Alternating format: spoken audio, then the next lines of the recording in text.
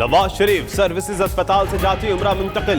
Nawaz Sharif ambulance के बजाय जाती गाड़ी पर अस्पताल से रवाना हुए। 16 रोज बाद सर्विसेज अस्पताल से डिस्चार्ज किया गया। मेडिकल बोर्ड की फिर नवाज शरीफ को जेनेटिक टेस्ट की तजवीज। कहा प्लेटलेट्स के इलाज तक नवाज शरीफ की जिंदगी को खतरा बरकरार रहेगा। शुगर भी कंट्रोल नहीं हो रही। उधर चौधरी शुगर मिल्स केस में गिरफ्तार मरीम नवाज को रिहा कर दिया गया।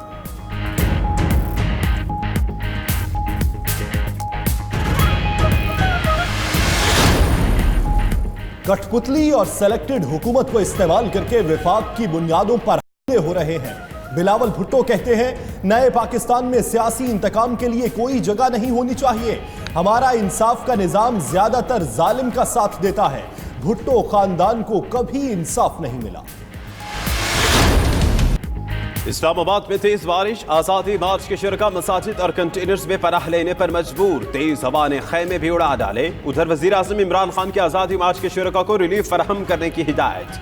चेयरमैन CGA को फौरी धरने की जगह पहुंचने का कहा। मौलाना फजल रहमान की जेर सदारत JUIFA के मरकजी मजलिस आवला का इजलास। हुकूमती कमेटी से मुज़ाकरात पर मुशावरत। रहबर कमेटी की सिफारिशात पर भी गौर।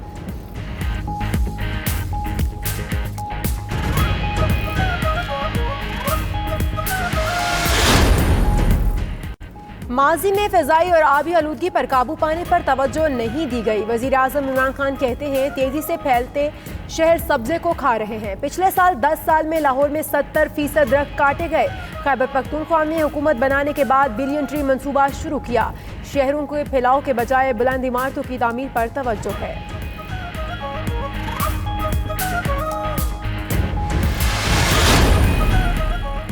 पाकिस्तान ने सिख बरादरी से किया वादा। वफा करके बाबा गुरु नानक से मोहब्बत का अमली नमूना पेश कर दिया। करतारपुर राहदारी मंसूबा 11 माह की रिकॉर्ड मुद्दत में मुकम्मल किया गया। वज़ीर आज़म इमरान खान 9 नवंबर को करतारपुर राहदारी का इफ्तिताह करेंगे।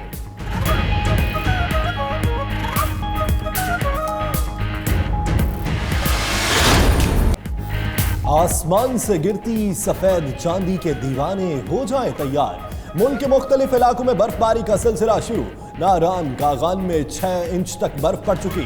कुमरान, लवारी टॉप, अशीरई दरा और बिन शाही में भी सफेद गालों की बरसात। नथिया गली और ठंडियानी में यालाबारी के साथ वक्फे वक्फे से बारिश। मलिका कोसार मरी में भी बादल खुलकर बरसे।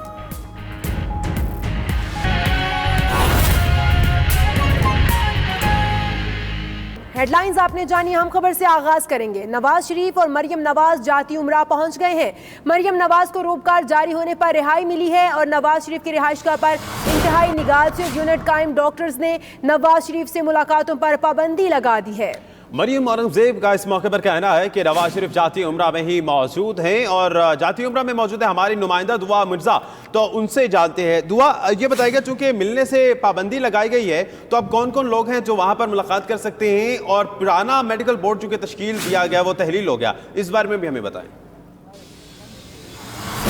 जी बिल्कुल, नवाज शरीफ को कुछ देर पहले ही यहाँ जाती उम्रा मुंतकिल किया गया और सुबह से ये खबरें गर्दिश कर रही थी कि नवाज शरीफ मेडिकल सिटी जाएंगे, लेकिन डॉक्टर्स ने ये रिकमेंड किया कि उनको हॉस्पिटल एक्वायर्ड इन्फेक्शन जो है वो हो सकता है, जिसके बाद उनको यहाँ पर मुंतकिल किया गया है। और डॉक्टर्स ने ये सख्ती से उनको सजेस्ट किया है कि कोई उनसे मुलाकात ना करे। नवाज शरीफ किसी भी सियासी एक्टिविटी में हिस्सा ना लें क्योंकि उनकी तबीयत जो है वो नासाज है, इसलिए नवाज शरीफ से कोई भी पार्टी रहनुमा मुलाकात नहीं कर पाएगा। अलबत्ता जो उनके घर वाले हैं उनको भी डॉक्टर ने कहा है कि कम से कम नवाज शरीफ किसी से बातचीत करें। ICU यहाँ पर बना दिया गया, कार्डिक ICU भी मौजूद है, वेंटिलेटर भी मौजूद है और जो डॉक्टर्स हैं शरीफ मेडिकल सिटी के वो भी यहाँ पर मौजूद है। डॉक्टर अदनान 24 घंटे नवाज शरीफ के साथ यहाँ पर मौजूद है। नया मेडिकल बोर्ड जो बनाया गया है उसमें सीनियर डॉक्टर्स मौजूद हैं और आज वो जो है वो तमाम लाहे अमल तय करेंगे कि नवाज शरीफ का इलाज जो है वो किस तरीके से होगा। आया वो यहीं पर किया जाएगा या बैरून मुल्क किया जाएगा, इसका जो हतमी फैसला है वो तो शरीफ फैमिली की मुशावरत से और नए मेडिकल बोर्ड के डॉक्टर्स की मुशावरत के बाद ही किया जाएगा। जेनेटिक टेस्ट के लिए नवाज शरीफ को रिकमेंड किया गया, लेकिन वो टेस्ट जो है वो अभी पेचीदा मसला ये है कि उसके नमूने यहाँ पर लेकर बाहर भेजे जाते हैं। अभी तक ये भी फैसला नहीं हो सका कि नवाज शरीफ को बाहर से वो खुद जाकर टेस्ट करवाएंगे या फिर यहाँ से नमूने भेजे जाएंगे, वो भी मेडिकल बोर्ड ये तय करेगा। लेकिन अभी जो है उनसे मुलाकातों पर मुकम्मल तौर पर पाबंदी लगाई गई है। मरियम नवाज भी अंदर मौजूद है। अलबत्ता शहबाज शरीफ जो है वो यहाँ पर काफिले के साथ पहुंचे तो थे, लेकिन उसके बाद शहबाज शरीफ यहाँ से वापस जा चुके हैं। अताउल्लाह तारड़ को अंदर जाने की इजाज़त नहीं मिल सकी और बहुत से जो मुस्लिम लीगी पार्टी के रहनुमा हैं उनको अंदर जाने की इजाज़त इसलिए नहीं दी गई क्योंकि नवाज शरीफ किसी से अब नहीं मिल सकते। अंदर डॉक्टर जो हैं वो मौजूद हैं। नवाज शरीफ का आज तफसीली तिब्बी मुआयना भी किया जाएगा और जितनी भी ब्रीफिंग सर्विस हॉस्पिटल के मेडिकल बोर्ड के डॉक्टर्स ने उनको दी है उस पर भी आज जो है वो तफसीली फैसला किया जाएगा कि आगे नवाज शरीफ के इलाज के हवाले से क्या करना है। जी ठीक, बहुत शुक्रिया आपका दुआ मिर्जा। अभी आपको बराह रास्त लिए चलेंगे मुशीर इत्तलात सिंध मुर्तज़ा वहाब इस वक्त प्रेस कॉन्फ्रेंस कर रहे हैं। जो कैंडिडेट्स हैं उन्होंने इलेक्शन कमीशन से आरओ से रुजू किया है और कंप्लेन दायर की, लेकिन अभी तक इलेक्शन कमीशन ने कोई कार्रवाई नहीं की है। ना सिर्फ गवर्नर साहब वहाँ मौजूद थे बल्कि पाकिस्तान तहरीक इंसाफ से और GDA से ताल्लुक़ रखने वाले अरकान असेंबली भी वहाँ मौजूद थे। मैं समझता हूँ ये इलेक्शन के प्रोसेस में, साफ़ और शफाफ इलेक्शन के प्रोसेस में इंटरफेयर करने की, उस पर असरअंदाज करने की एक कोशिश है पाकिस्तान तहरीक इंसाफ की जानिब से, वफाकी हुकूमत की जानिब से, जो गलत है, आइन और कानून के ख़िलाफ़ है, इलेक्शन कमीशन के कोड ऑफ कॉन्डक्ट के ख़िलाफ़ है। दूसरी बात, गवर्नर साहब का बुनियादी काम है, उनकी ज़िम्मेदारी है कि वो अपने आइनी हुदूद में रहते हुए काम करें। उनको सियासी मामलात पर काम नहीं करना, सियासी मामलात में उनको मदाखलत नहीं करनी। गवर्नर बाय पार्टीजन शख्सियत है, वो किसी पार्टी से उसका ताल्लुक नहीं है। कल जो वीडियोस दिखाई गई हैं उन वीडियोस में नज़र आ रहा है लियाकत जतोई साहब कह रहे हैं उनको ये हमारे कैंडिडेट के भाई हैं। गवर्नर का कैंडिडेट कैसे हो सकता है जी? कैसे गवर्नर सियासत में मदाखलत कर सकता है, इलेक्शन के प्रोसेस में मदाखलत कर सकता है?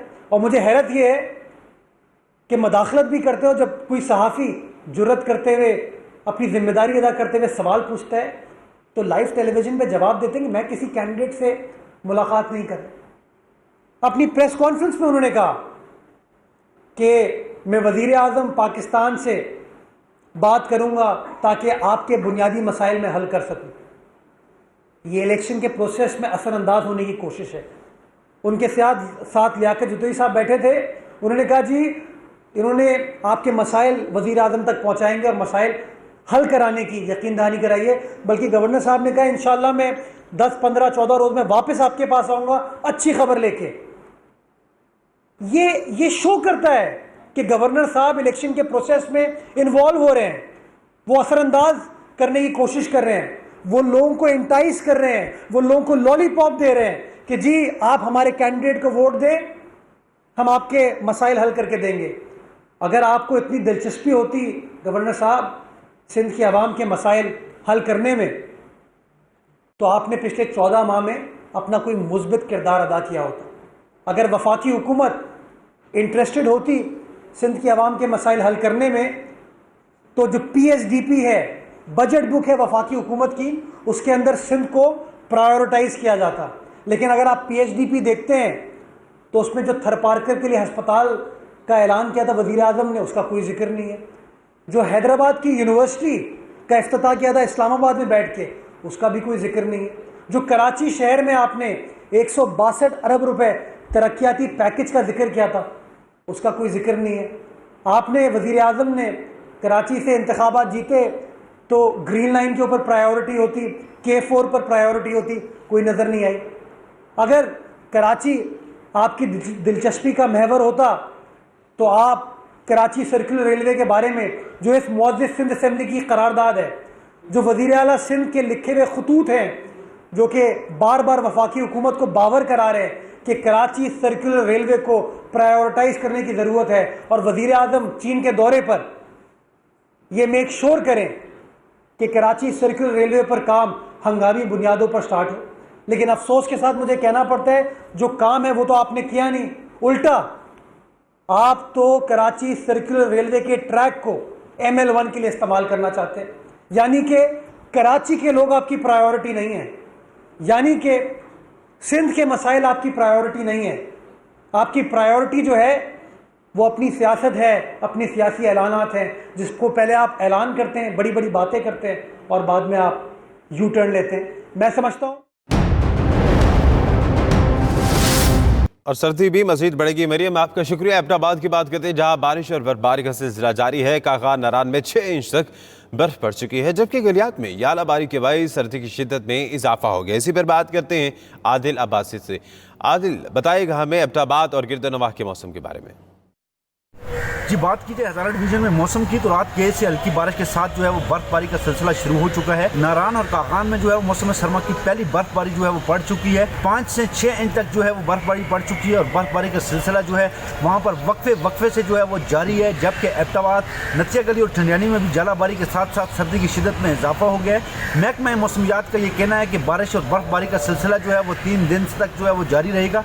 जबकि इस बारिश और बर्फबारी के मौसम सरमा की पहली जो है ये बर्फबारी नारान में पड़ी है और उसके साथ साथ ठंडी हवाएं जो है वो चल रही है और सर्दी की शिद्दत में जो है वो रिकॉर्ड इजाफा हो गया है।